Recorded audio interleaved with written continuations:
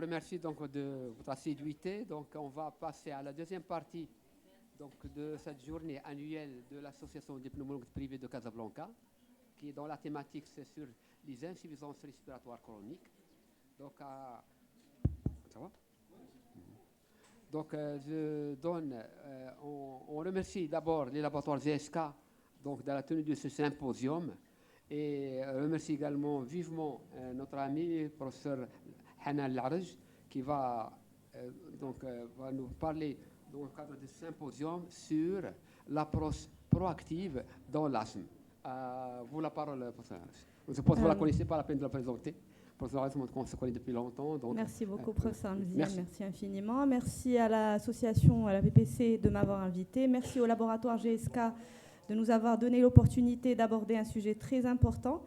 Peut-être que vous connaissez déjà l'approche PRD. On va essayer d'en parler justement. Donc c'est interactif. N'hésitez pas à intervenir à n'importe quel moment de la présentation. À la barakatillah. Alors ça ne marche pas. C'est ça? Alors, bien sûr, GSK, il n'y a aucun conflit d'intérêt, ça se voit. Introduction. Alors, on sait déjà qu'il y a beaucoup d'asthmatiques. En prévalence, on est sur plus de 300 millions d'asthmatiques dans le monde. En France, par exemple, on cite 4 millions. Et c'est une maladie qui peut à la fois être bénigne, c'est-à-dire non handicapante. Un asthmatique peut complètement vivre normalement, mais malheureusement, encore de nos jours, malgré tous les progrès, malgré toute la sensibilisation qu'il y a derrière, il y a encore beaucoup d'hospitalisations et beaucoup de décès. C'est une maladie qui peut être mortelle. Le type le plus fréquent de l'asthme est bien sûr l'asthme allergique, dans 70 à 80% des cas.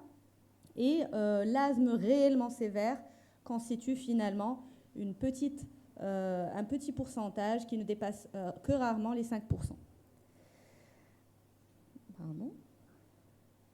Alors, l'asthme, on connaît la partie apparente de l'iceberg, c'est-à-dire les symptômes que le patient va nous rapporter, dyspnée, toux, exacerbation fréquente, limitation à l'activité, mais derrière, la partie qui n'est pas visible, il y a un remodelage bronchique qui est là, quelle que soit la sévérité de l'asthme, et j'insiste là-dessus. C'est très important ce que je vais dire tout au long de la présentation parce que ça va finalement nous rendre les choses plus claires par rapport à cette approche PRD.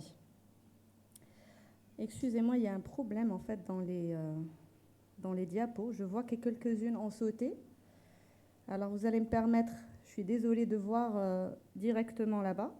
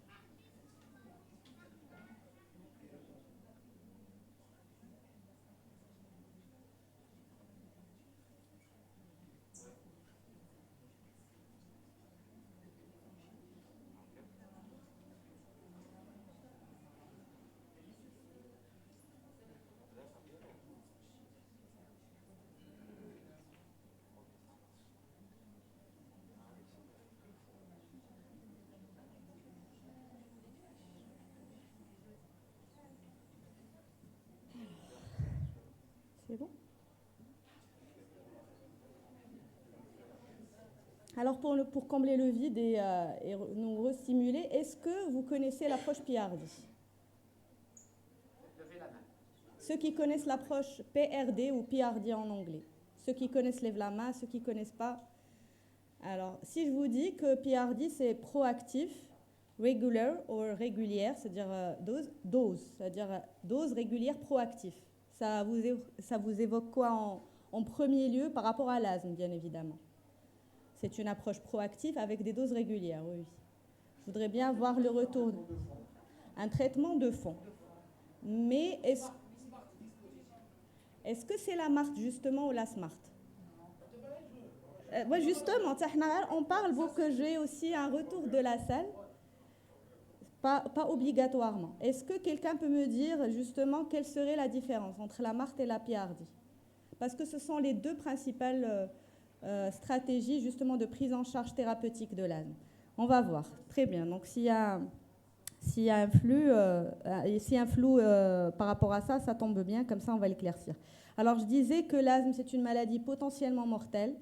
Et donc est-ce que finalement ce décès-là d'un patient asthmatique est corrélé à la sévérité de l'asthme, à la non-prise de traitement de fond, aux symptômes préalables? Est-ce qu'on peut avoir des signes annonciateurs, oui ou non? La réponse est non. C'est-à-dire même des patients qui n'avaient aucune exacerbation dans le mois précédent, on va voir ça en étude, peuvent malheureusement faire des crises sévères potentiellement mortelles. Et donc je disais que finalement, l'asthme c'est comme un iceberg, il y a une partie apparente, celle que le patient ressent, celle que le patient nous rapporte à travers ses symptômes, à travers ses exacerbations, à travers même l'exploration fonctionnelle respiratoire et ce trou ventilatoire obstructif, qui n'est pas corrélé aussi à la sévérité de l'asthme, on voit des asthmatiques très symptomatiques avec des spirométries limites, comme on peut avoir des patients plutôt bien contrôlés avec des troubles ventilateurs obstructifs assez importants. Et donc la partie qui est non apparente et sur laquelle finalement le traitement de fond doit agir, c'est l'inflammation chronique des branches, c'est l'hyperréactivité. Ce sont des branches qui réagissent à tout, qui réagissent au changement de température, au froid, au virus, aux émotions, aux hormones, et à plus moyen et long terme, au remodelage bronchique. Et est-ce qu'il y a aussi une inflammation systémique ou c'est juste une inflammation au niveau des branches? C'est une réponse à laquelle il n'y a pas encore d'unanimité, mais beaucoup d'études suggèrent qu'il y a aussi une inflammation systémique dans l'asthme. Et donc l'asthme est une maladie chronique, pourtant les crises aiguës sont souvent les seules à être traitées et ça c'est notre quotidien. Les patients, contrairement à d'autres maladies chroniques, même si dans l'hypertension, dans le diabète aussi, on a un taux d'observance qui est très faible aussi, mais le patient hypertendu, il ne va pas aller chercher sa tension quotidiennement avant de prendre son traitement. Généralement, il peut mesurer sa glycémie, mais il sait qu'il doit prendre son traitement aussi. Par contre, l'asthmatique, il se fie beaucoup à ses symptômes.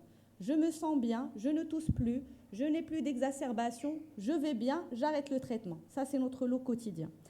Donc souvent, aucun traitement n'est malheureusement pris entre les crises.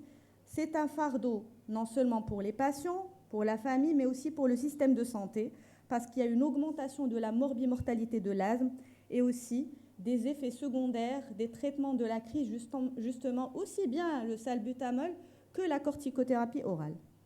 Et donc, je reviens sur cette classification en fait, du GOLD concernant la BPCO. Dernièrement, on a compris que l'asthme pouvait causer justement la BPCO. L'asthme est une étiologie aussi de la BPCO, en plus du tabagisme, en plus de l'exposition, en plus de la génétique. Un asthme, ce qu'on appelait auparavant asthme vieilli, les personnes asthmatiques, surtout depuis leur petite enfance, peuvent avoir par la suite, à l'âge adulte, un profil BPCO avec un trouble ventilatoire obstructif fixe qui n'est pas réversible. Et ça témoigne, ça témoigne de ce remodelage bronchique dont on a parlé. Donc, en fait, à court terme, on veut permettre aux patients d'avoir une bonne qualité de vie, de dormir bien, de faire ses activités. On veut, à moyen, à long terme, lui prévenir les exacerbations. Donc, dans l'asthme, il y a l'action directe, il y a l'action visible, mais il y a aussi une action préventive. on prévient les exacerbations et on prévient ce remodelage bronchique qui va s'installer à long terme et qui va nous donner des profils BPCO chez des anciens asthmatiques. Et donc, je disais aussi, est-ce que l'inflammation de l'asthme est uniquement une inflammation bronchique? Il y a plusieurs études qui ont démontré qu'il y a un relargage de substances pro-inflammatoires, de cytokines, qui vont induire une inflammation systémique qui va agir aussi sur essentiellement les vaisseaux et le cœur, sur le système cardiovasculaire. Et donc, on a souvent cette relation justement cœur-poumon.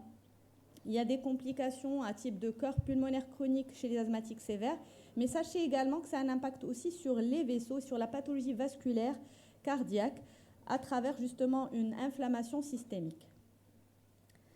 Et donc, les conséquences du non-contrôle de l'asthme. Il y a les conséquences dont on a parlé, augmentation de la morbidité, augmentation de la mortalité, le risque d'hospitalisation, mais il y a également des conséquences sur la qualité de vie, sur le rendement professionnel, et donc finalement sur un impact socio-économique de la maladie, en dehors bien sûr des hospitalisations et des frais d'hospitalisation et de prise en charge. Donc ici, ça montre clairement que les patients qui sont non contrôlés, qui ont un asthme non contrôlé, ils sont moins productifs. Il y a un taux d'absentéisme plus important au niveau de leur travail, les enfants au niveau de leur scolarité. Et donc, cet objectif-là de contrôler nos asthmatiques, il prend vraiment des proportions très importantes. On veut leur éviter, bien sûr, d'être hospitalisés, d'avoir des exacerbations, mais surtout de leur assurer une qualité de vie digne de ce nom. Et donc, la prise en charge finalement de l'asthme a un seul objectif, c'est bien le contrôle de l'asthme. Quand on parle de contrôle, bien évidemment, ça c'est le lot de toutes les maladies chroniques. On ne parle pas de guérison, on peut parler de rémission, c'est la nouvelle définition qu'on peut attribuer à l'asthme, et on parle surtout de contrôle. Donc, qu'est-ce qu'un asthme bien contrôlé? Comment vous évaluez le contrôle de vos patients asthmatiques? Là, l'ACT. Donc, il y a effectivement des questionnaires. Il y a des questions beaucoup plus simples, effectivement. Donc, je passe sur les objectifs du contrôle. Quand on parle de contrôle, le but, comme je disais, c'est de réduire, de contrôler les symptômes du patient, aussi bien diurne que nocturne, mais aussi le maintien d'une activité normale, quotidienne. Mais surtout, je parlais aussi de l'action préventive. L'action préventive, c'est éviter à nos patients d'avoir des exacerbations. Limiter aussi les effets secondaires des traitements, surtout quand le patient prend beaucoup de traitements uniquement de la crise, avec tous les risques inhérents à la corticothérapie orale. Toujours dans la prévention, limiter ou réduire ou même empêcher en fait ce phénomène de remodelage bronchique de s'installer. Et donc, vous avez cité l'ACT, il y a les fameuses 3 questions sur les symptômes diurnes, les symptômes nocturnes ou la limitation de l'activité. Mais la question qui se pose, est-ce que, à la fin de ces questions-là, de ce questionnaire-là, est-ce qu'on peut vraiment être sûr que l'asthme est bien contrôlé si les réponses sont plutôt assez rassurantes? Si le patient vous dit « ça va, oui, je dors bien, je vis bien, mon asthme est très bien », est-ce qu'on peut se fier à la perception du patient? Très. Donc, justement, est-ce que la perception du patient du contrôle de son asthme est fiable? Sachez que les patients, en apparence, avec un asthme modéré, peuvent faire des exacerbations sévères et même mortelles. Déjà, il y a ce côté imprévisible de l'asthme, on le sait tous. Et puis, plus de 27% malheureusement des décès par crise d'asthme surviennent chez des patients avec des symptômes occasionnels. Donc, le paroxysme et la fréquence qui est faible ou l'intensité qui est faible des symptômes ne doit pas nous faire dormir sur nos lauriers, autant que médecins. Même un asthmatique bien contrôlé, même un asthmatique avec un historique de petites crisettes, de symptômes assez légers, peut faire in extremis une crise sévère, voire même mortelle. Et les déclencheurs sont souvent imprévisibles. Un rhume, une bronchite virale, un changement de climat, un changement de domicile de profession, et parfois on n'arrive même pas à mettre le doigt sur le déclencheur. Et puis, pour les effets secondaires, sachez que même 4 à 5 cures de corticothérapie orale durant toute une vie, pas en une année, durant toute une vie augmente le risque cumulatif d'effets secondaires de la corticothérapie orale, à savoir l'ostéoporose, le diabète, la cataracte et j'en passe. Et donc vous voyez à quel point on est fragile en fait, même si on croit que voilà, le patient il a des crises très espacées et que ce n'est pas grave, que si de temps en temps il prend de la corticothérapie orale, il y a quand même un impact. Et donc cette étude montre aussi clairement que la perception du patient elle est très subjective. Alors vous voyez bien que pour la première, je ne sais pas s'il y a un... Non, excusez-moi. Alors, pour la première ligne, quand le GINA dit que l'asthme n'est pas contrôlé, la perception du patient est d'avoir un asthme contrôlé dans 82,5% des cas. Quand même, c'est énorme comment la perception des patients peut être à ce point erronée par rapport à sa vraie situation. Pareil pour l'asthme partiellement contrôlé, si on se fie à des critères très objectifs, donc l'asthme de ces patients qui ressentent, dans 94% qui sont très bien contrôlés, eh ben, en vérité, leur asthme n'est que partiellement contrôlé. Et dans 55% des cas, des patients qui ont un asthme contrôlé, ils peuvent avoir au moins une crise sévère durant leur vie. Donc 55% des cas quand même, c'est la moitié, plus que la moitié des patients. Donc quand on part sur les... puisque maintenant on sait ce que c'est qu'un bon contrôle de l'asthme, quel est l'objectif de ce contrôle, quels sont les facteurs de risque, quels sont les facteurs qui vont nous mettre la puce à l'oreille et nous dire que voilà, ce patient-là est plutôt à même à faire des crises d'asthme plus tard. Il y a l'utilisation excessive de salbutamol, surtout au-delà de 3 aérosols par an. Et on parle aussi, et ça c'est le GINA qui le dit, de corticothérapie inhalée absente ou inadéquate. Inadéquate, c'est-à-dire qu'il est sous-dosé ou qu'il y a une mauvaise technique d'inhalation, etc. Mais l'absence de corticothérapie inhalée dans le traitement de fond quotidien d'un asthmatique est un facteur de risque de mauvais contrôle, d'exacerbation, de décès, etc. Il y a bien sûr d'autres facteurs de risque, on les connaît tous, le tabagisme ou le vapotage, les comorbidités comme le RGO, l'obésité, l'antécédent de crise sévère, et puis sur la spirométrie si on a une faible fonction respiratoire. Donc maintenant, on veut contrôler notre asthmatique. Comment on va le contrôler? Il existe 2 stratégies qui s'offrent à nous. Et c'est à nous, praticiens, de choisir entre les deux, selon le profil du patient, selon les préférences, selon beaucoup de choses, on va voir. Il y a la PRD qui est le sujet d'aujourd'hui. La PRD, c'est Proactive Regular Dose, c'est-à-dire donner des doses régulières de corticothérapie inhalée dans une approche proactive, c'est-à-dire dans une approche préventive et pas seulement pour traiter immédiatement, pour contrôler immédiatement. On voit à moyen et à court terme. Et il y a la MART. La MART, c'est-à-dire à la fois maintenance, c'est-à-dire traitement de la crise et traitement de fond, 2 en 1. Traitement shampoing et démêleur. À la fois, on va utiliser les deux. Alors, on va discuter les plus et les moins de chaque stratégie. Donc, je reviens sur le traitement de l'adulte qui est préconisé par le GINA sur la slide suivante, qui est la conduite à tenir en 2025. Et là, le GINA, depuis quelques années, il a mis 2 options. L'option 1, l'option 2. Donc, on va analyser tous ensemble. Vous les connaissez déjà. Juste, on va les comparer cette fois-ci. Parce qu'en fait, la PRD, c'est quoi? C'est la deuxième option. C'est le track 2. D'accord? Donc, la première option, c'est la MART. La deuxième, c'est la PRD. Donc, dans la première, dans l'asthme léger, stade 1, stade 2, ici, le GINA, il recommande en fait d'utiliser un dispositif unique qui contient essentiellement du formoterol, mais qui doit contenir de la corticothérapie inhalée au besoin. Et pour l'asthme modéré à sévère, qui commence à partir de l'étape du stade 3, 4 à 5, là, il faut instaurer une corticothérapie inhalée quotidienne. Pour le track 2, la différence, c'est que dans le stade 1 de l'asthme, on peut donner uniquement du salbutamol ou n'importe quel bronchodilatateur de courte durée d'action, mais y rajouter à chaque fois, au besoin, y rajouter une dose de corticothérapie inhalée. Et à partir du stade 2, il recommande d'aller sur une dose minime de corticothérapie inhalée, contrairement à la stratégie MART. À partir du stade 3, là c'est l'asthme modéré à sévère. Là, en fait, même si le dispositif, la molécule diffère, mais il n'y a aucun doute sur le fait qu'à partir du stade 3, on n'a plus le droit de donner un traitement uniquement aux besoins. Il faut que le traitement par corticothérapie inhalée soit quotidien. Et donc là, c'est à peu près les mêmes doses de corticothérapie inhalée qu'on va adapter selon le niveau de contrôle de l'asthme. Est-ce qu'il y a des questions jusque-là? Est-ce qu'on peut déjà avoir un retour de salle sur votre pratique?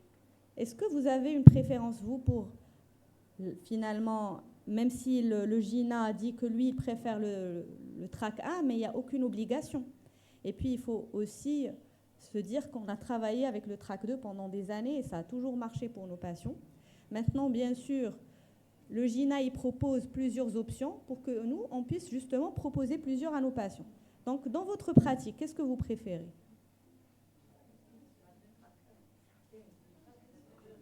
La deuxième, la première. Est-ce qu'on peut argumenter un petit peu? Alors, il y a le professeur Barata. Je vais te laisser reposer un peu.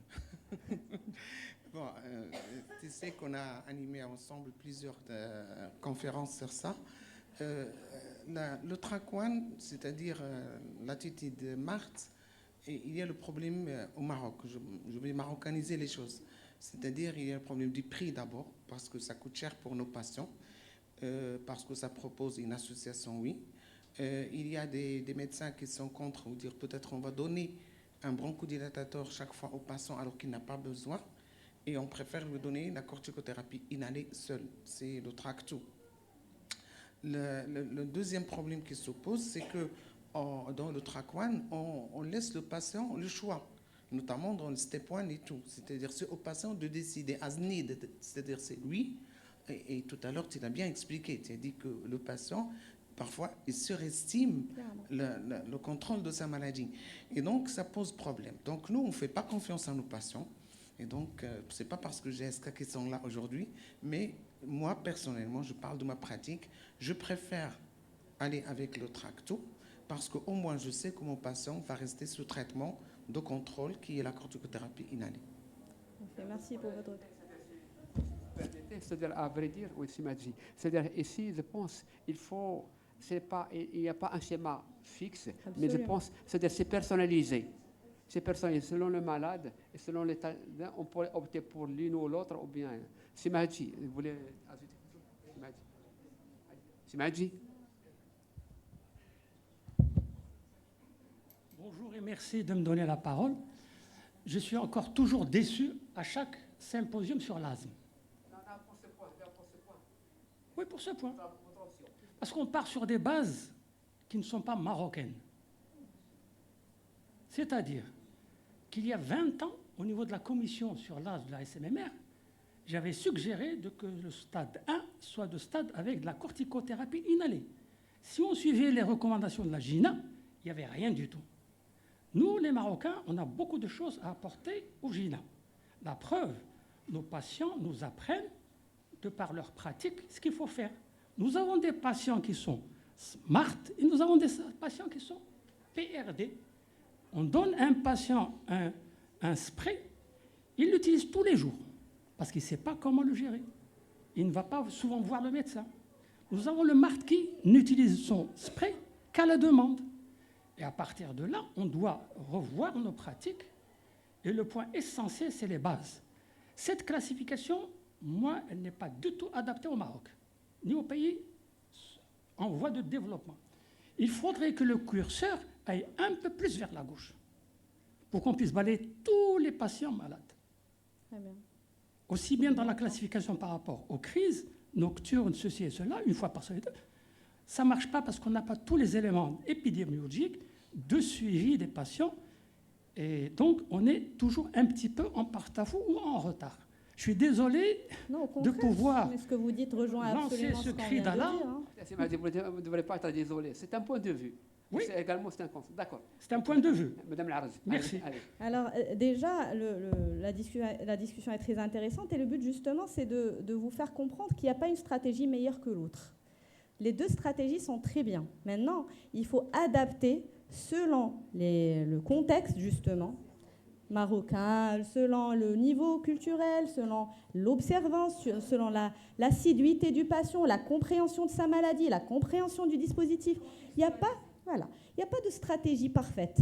Parce que si par exemple on revient à la MART, il y a des avantages, des inconvénients. Parce que si en fait on revient à ce que vous avez dit, ce qui est très pertinent, le patient il a tendance à utiliser un seul aérosol. Mais c'est lequel qu'il utilise? Il va souvent utiliser le bleu, tous les jours.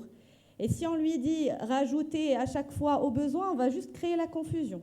Maintenant, si on lui dit utilisez votre traitement quand vous voulez, chez certains patients chez qui la perception elle est plus erronée que les autres, on risque justement de tomber sur des cas de figure où il ne va pas prendre carrément ni au besoin, ni il y a des patients qui limitent dans une sorte de phobie des médicaments, ils vont se dire bah, je suis gêné mais je peux encore patienter un petit peu. Et donc il accuse et à la fin il vient dans un cas de crise sévère. Et donc le but c'est juste de mettre en exergue un point très important. L'asthme doit être contrôlé. La perception du patient, elle est à critiquer. On doit être vigilant. La corticothérapie inhalée est non seulement un traitement de fond qui va contrôler immédiatement la maladie, mais également prévenir par la suite des complications comme des exacerbations inopinées qui peuvent être mortelles et surtout comme un remodelage bronchique qui est irréversible et qui va nous faire basculer vers un profil BPCO. Et peut-être même réduire aussi une inflammation systémique supposée et donc réduire les risques cardiovasculaires si vraiment cette théorie est vraie. Et je crois qu'elle est vraie. Quand il y a une inflammation, quel que soit l'organe, généralement tout le corps il en pâtit. Donc voilà, en fait, le but de cette discussion, c'est de vous faire comprendre que finalement, même vous n'allez pas pouvoir répondre clairement à cette question, mais c'est surtout aussi de mettre la lumière que le GINA, c'est pas une référence absolue, on ne doit pas la suivre aveuglément. S'il nous dit « je préfère le Tracoan », eh ben, ayez justement le réflexe de sélectionner vos patients pour qui le Tracoan est plus judicieux et pour qui le TRAC2 est encore plus judicieux. Donc voilà, donc c'est du cas par cas, on est sûr de l'approche personnalisée depuis quelques temps pour toutes les maladies et l'asthme y compris. Et donc, la PRD, finalement, c'est l'approche qu'on a toujours utilisée, qui met la lumière sur la corticothérapie inhalée sur une dose journalière qui va protéger nos patients, qui va non seulement les contrôler immédiatement, mais surtout plus tard. Et donc, c'est quoi les avantages finalement de maintenir une dose quotidienne de corticothérapie inhalée, même chez les patients en apparence contrôlés avec des questionnaires ou des questions simples?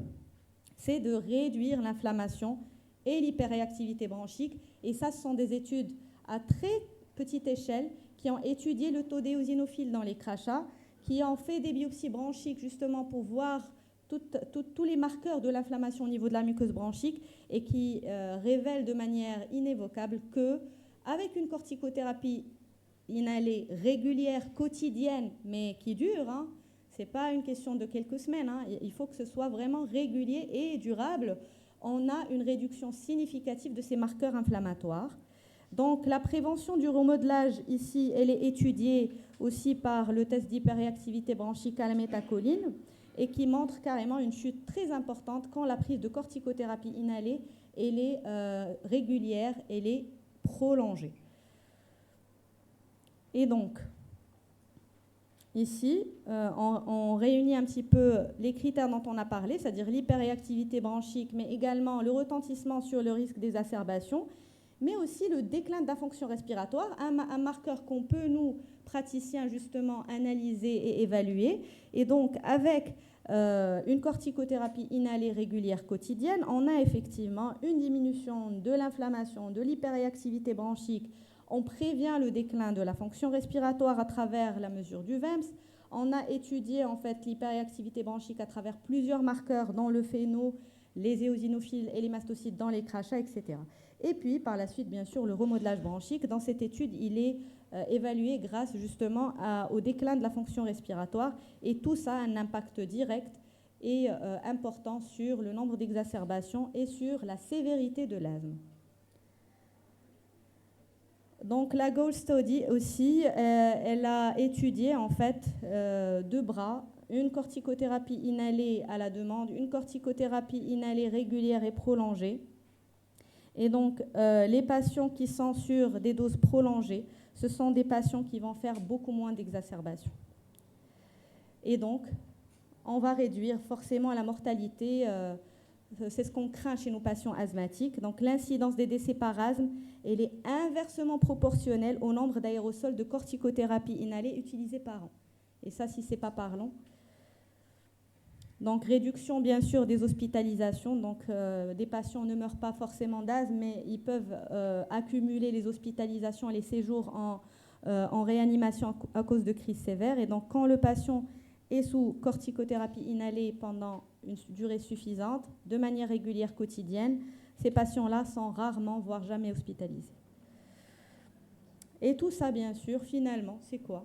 Le but ultime, c'est l'amélioration de la qualité de vie. Ici, on a utilisé le questionnaire de l'AQLQ qui va montrer clairement qu'avec une dose légère à modérée de corticothérapie inhalée régulière, on a une nette amélioration de la qualité de vie de nos patients asthmatiques.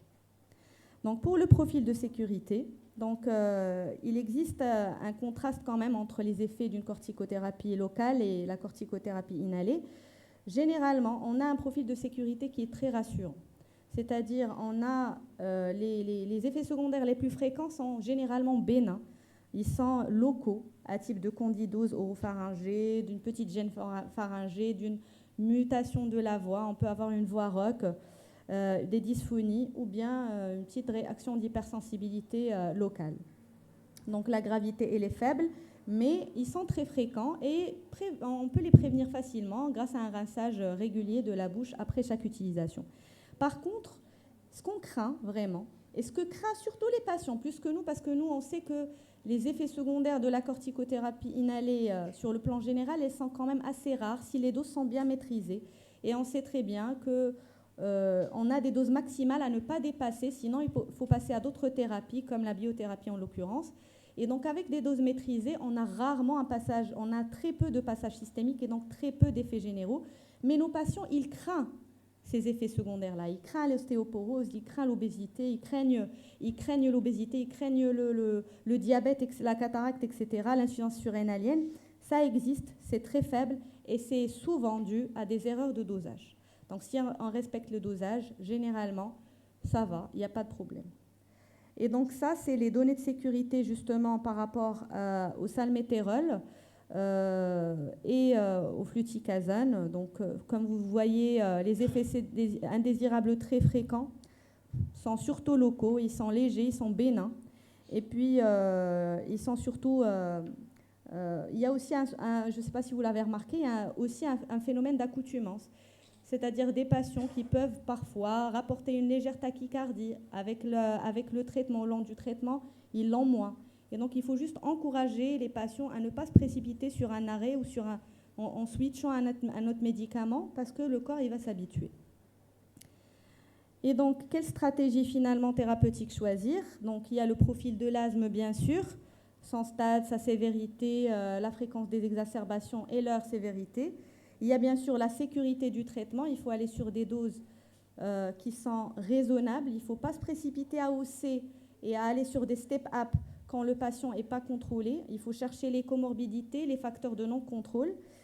Il faut aussi s'adapter aux croyances du patient. Ça, c'est très important parce que si on veut avoir une bonne observance, il ne faut pas lutter contre. Il faut accepter que certains patients sont bornés. Ils ne vont pas accepter certains types d'aérosols ou certains types de traitements. Il y a l'efficacité du traitement, mais ça, à la rigueur, la vérité, on a maintenant un panel très riche, très important. Sur le plan efficacité, tant que le patient il est assidu, tant qu'il est observant, tant que nous on donne une dose qui est adaptée, il n'y a pas normalement de problème, et tant qu'on gère aussi les facteurs de risque. L'accès au traitement, l'accessibilité, le coût, comme a parlé le professeur Bahatar, est très important. Et puis les préférences, comme j'ai dit, les croyances, les préférences du patient. Donc tous ces éléments-là, c'est ce qui va nous aider à choisir finalement la stratégie la plus pertinente pour nos patients, chacun individuellement, mais toujours garder en tête que la corticothérapie inhalée régulière, quotidienne, déjà on ne la discute plus ni dans la MART, ni dans la PIARDI chez les asthmatiques modérés à sévères. Même dans la MART, on ne parle pas de traitement au besoin. On parle de corticothérapie inhalée régulière, quotidienne, et au besoin, on va mettre uniquement, la différence, c'est que c'est le même dispositif qui va servir en fait à soulager le patient, c'est tout. Hein. Mais à partir de l'asthme modéré, il n'y a plus aucun doute, il faut instaurer une corticothérapie inhalée quotidienne. Maintenant, c'est vrai que la discussion, comme vous avez dit, elle peut être vraiment ouverte et interminable par rapport aux autres stades, notamment le stade 1 et 2. Est-ce que vous êtes plutôt pour une corticothérapie inhalée régulière, même à très très petite dose, et on ne l'arrête pas, ou bien on va plutôt faire des fenêtres thérapeutiques et arrêter selon le niveau de contrôle de l'asthme. Donc ça, c'est vraiment à vous de juger, mais je vous ai donné, je crois, pas mal d'éléments aussi pour voir que l'approche, elle doit aussi viser le remodelage bronchique et le risque futur d'exacerbation.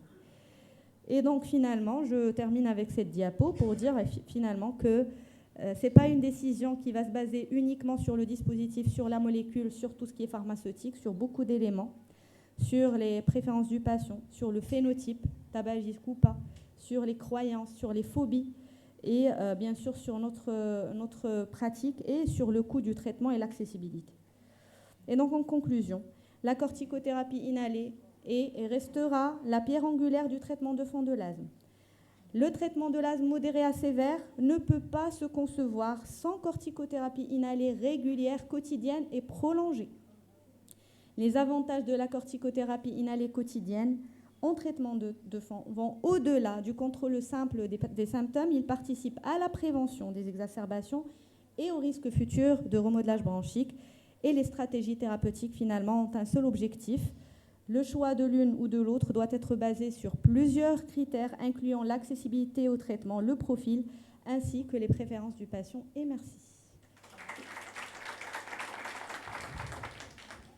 Merci professeur pour cette présentation, ce symposium qui était non seulement un symposium qui est habituel, mais également était interactif, parce qu'également vous avez fait réagir les participants à ce symposium. Et avant de donner la parole pour quelques questions à la salle, je voudrais uniquement des remarques. Effectivement, comme vous l'avez dit, la corticothérapie inhalée, et donc, qui est la pierre angulaire, si pour ceux donc, qui ont exercé la pneumologie avant les années 2000, vous comprenez très bien la réticence à la fois des malades, des mamans, des papas, en ce qui concerne la corticothérapie inhalée, que également même les médecins, en particulier nos collègues pédiatres. Ça a pris du temps pour que la corticothérapie s'insère dans le cadre de ces mains. Ça d'une. Heureusement, donc, tout le monde adhère comme quoi la corticothérapie est un élément important dans le traitement de l'asthme. Ma deuxième remarque, comme quoi, comme vous avez dit, Dr Mahadji, il y a deux options dans les guidelines. Il n'impose pas, ce n'est pas le Coran. C'est-à-dire comme quoi il y a des options que le GIN a fait, le PRD et le MART, mais également comme troisième option qui devrait il faut contextualiser la chose en fonction de le malade. La troisième, comme quoi, c'est-à-dire, je pense, il faut avoir, on ne connaît pas la sociologie des malades, on ne le connaît pas. On les voit uniquement lors des consultations. Mais la sociologie des maladies chroniques, c'est une autre dimension qu'il faut entrer. Professeur Laraj, il a parlé effectivement quelle stratégie. Il a parlé effectivement comme quoi le patient, en termes de préférence, de croyance, mais ce patient est à autre chose, une autre dimension sociologique de ce malade qui pose un problème. Effectivement, on pouvait dire les maladies chroniques autres que respiratoires, donc diabète, cardiaque, et auxquels les malades n'arrêtent pas leur traitement cardiologique. Ce n'est pas par la phobie donc, du cœur. Alors que nous, en ce qui concerne le poumon, facilement, ils abandonnent leur traitement de fond. Évidemment, c'est une autre dimension qu'il faut préparer. Évidemment, vous ne devez pas monopoliser la parole. Si vous avez des questions, 2 ou 3 questions maximum, qu'on puisse... sinon,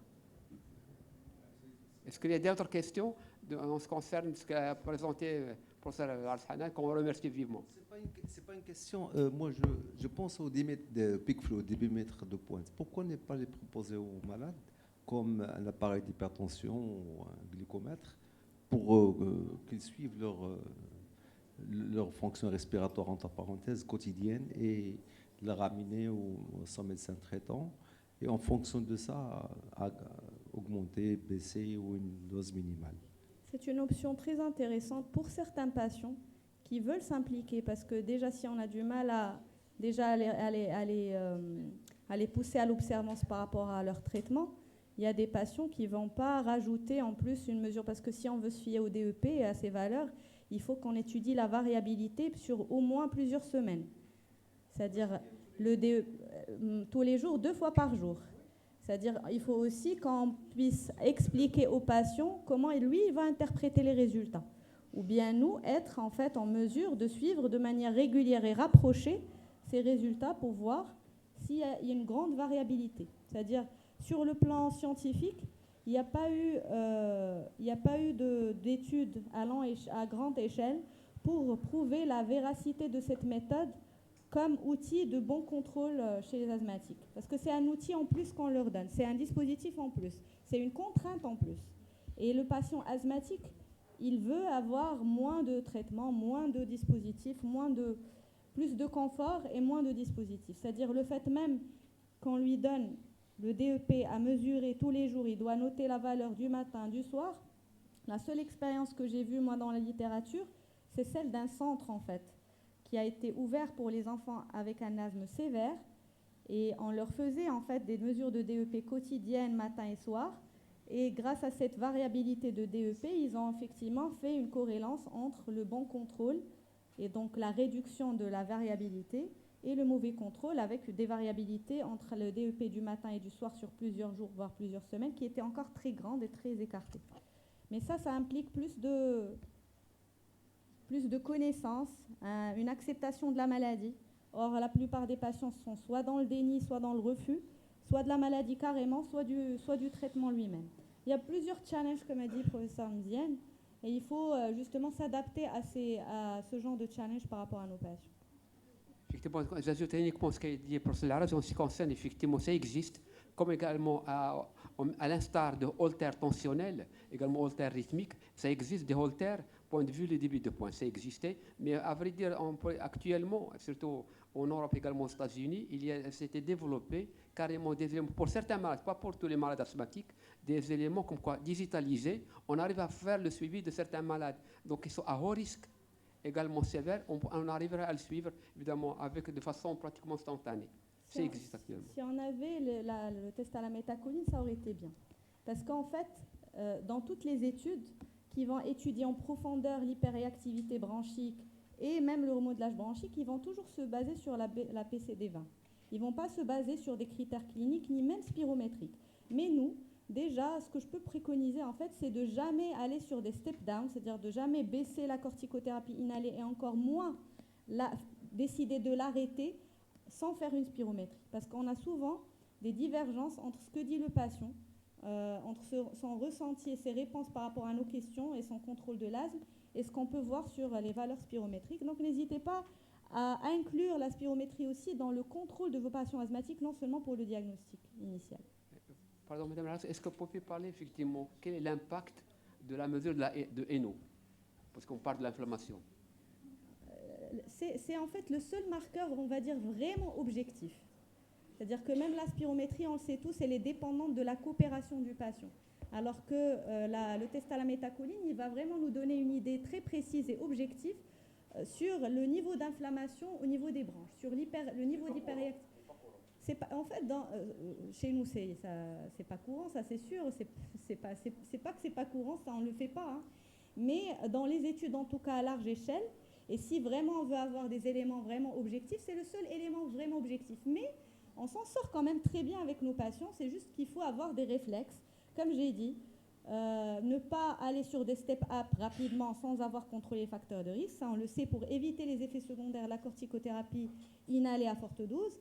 Mais surtout pour les step-down. C'est-à-dire, si on pose 2-3 questions au patient et qu'il nous répond vaguement « oui, tout va bien, je suis bien, excellemment bien », je suis sûre que vous avez tous eu des surprises en faisant la spirométrie chez ces patients-là et en découvrant finalement vraiment des limitations très importantes de la fonction respiratoire qui voulaient finalement dire qu'il n'était pas du tout contrôlé, en tout cas comme il le sentait.